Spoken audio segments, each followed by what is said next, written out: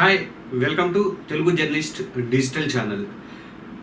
ఈ ఛానల్ని ఇంకెవరైనా సబ్స్క్రైబ్ చేసుకోకపోతే దయచేసి సబ్స్క్రైబ్ చేసుకోండి. అలాగే వీడియో నచ్చితే మీ ఫ్రెండ్స్కి ఇతర సోషల్ మీడియా గ్రూప్లో షేర్ చేయండి.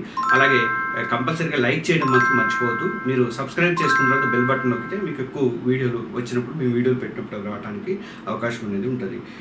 నేను ఇవాళ మీరు ఆర్సీబీ ఫ్యాన్ అయితే ఒక షాకింగ్ న్యూస్ని ఈ వీడియో ద్వారా నేను చెప్పబోతున్నాను. ఎందుకంటే నన్నే ఈ వార్త ఏంటి ఇలా చేస్తున్నారని అనిపించింది. Indian premier league IPL 2025 title గెలిచింది రాయల్ ఛాలెంజర్స్ బెంగళూరు. ఈ రాయల్ ఛాలెంజర్స్ బెంగళూరుని ఇప్పుడు అమ్మకానికి పెట్టారట. అయితే ఈ వీడియోలో ఆర్సీబీ అమ్మకం వెనుక ఉన్నటువంటి కారణాలు ఏంటి, డీల్ విలువ ఎంత, ఫ్రాంచైజ్ చరిత్ర ఏంటి, అసలు అభిమానులు ఆందోళనలు, ఇలాంటి ఆసక్తికరమైన విషయాల్ని నేను వీడియోలో చెప్తాను. సో వీడియో చివరి వరకు చూసి మీ అభిప్రాయం, మీ ఒపీనియన్ చెప్పండి. అలాగే మన ఛానల్ని తెలుగు జర్నలిస్ట్ డిజిటల్ ఛానల్ కూడా సబ్స్క్రైబ్ చేసుకోండి. ఆర్సీబీ అమ్మకం వార్తలు అసలు ఏం జరుగుతుంది అంటే, ఎన్డీటీవీ బ్లూంబెర్గ్ రిపోర్ట్స్ ప్రకారం ఆర్సీబీ ఫ్రాంచైజ్ ప్రస్తుత యజమానులైనటువంటి Diageo PLC, United Spirits Limited వీళ్ళు ద్వారా ఈ జట్టును పాక్షికంగా లేదంటే పూర్తిగా కానీ అమ్మే అవకాశాలు ఉన్నాయని చెప్పేసి ఆలోచనలో ఉన్నట్లుగా ఒక టాక్ అయితే వచ్చింది. 2025 ఐపీఎల్ టైటిల్ గెలిచిన తర్వాత వీళ్ళకి ఈ ఆలోచన అనేది వచ్చిందట.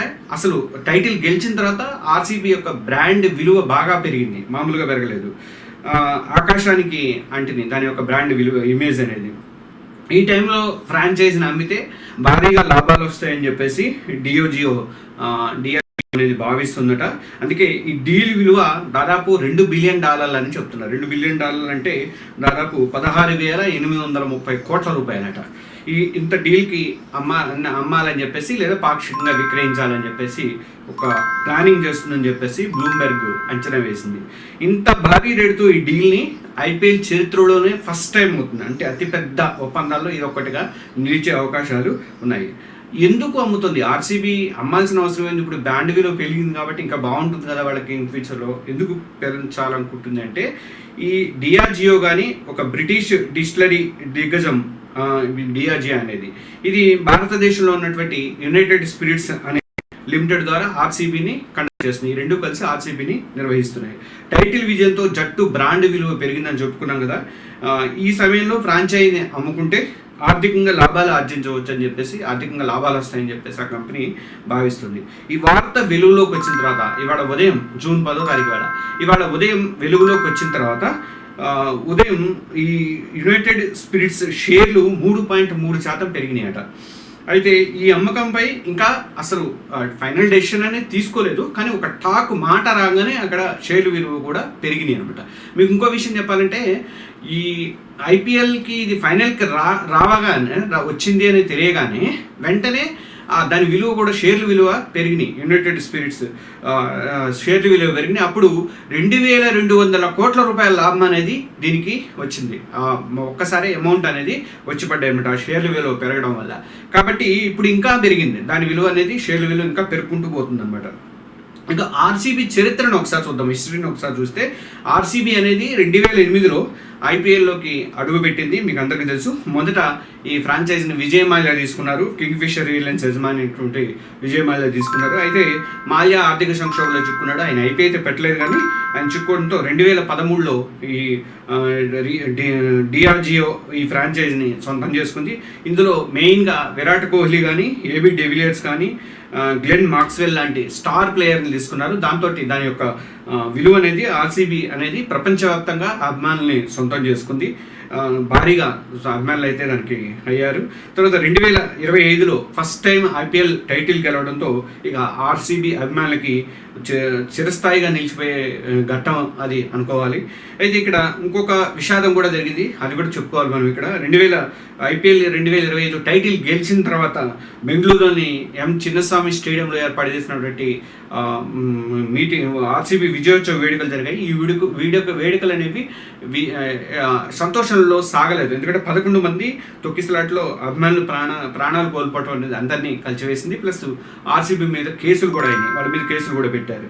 ఇది కూడా కొంతవరకు ఆర్సీబీ మీద ప్రభావం చూపించిందని చెప్పేసి అంటున్నారు. అమ్మకం నిర్ణయంలో ఈ సంఘటన కూడా ఒక కారణం కావచ్చు అని చెప్పేసి కొంతమంది ఊహిస్తున్నారు. ఇక అభిమానులు ఆర్సీబీని అమ్మేస్తామని చెప్పిన తర్వాత అభిమానులు అయితే కొంత ఆందోళన చెందుతున్నారు.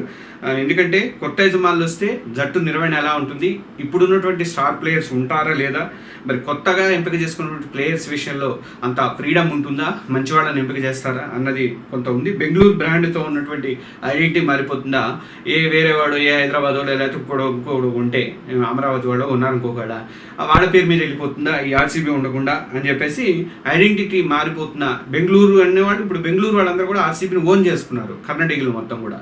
అలా దాంతో ఇప్పుడు ఆ బ్రాండ్ మీద మారుతుందా అని చెప్పేసి ఒక భయం అయితే ఉంది. గతంలో ముంబై ఇండియన్స్ కానీ చెన్నై సూపర్ కింగ్స్ లాంటి ఫ్రాంచైజీలు మాత్రం ఒక స్థిరంగా యాజమాన్యంతో ఉండి విజయాలు అనేవి సాధించాయి. ఆర్సీబీ యాజమాన్యం మారితే మరి జట్టు పనితీరు ఎలా ఉంటుంది, మళ్ళీ ఇప్పుడున్నటువంటి పరిస్థితి కంటిన్యూ అవుతుందా లేదని వాళ్ళకి భయం అయితే ఒకటి ఉంది.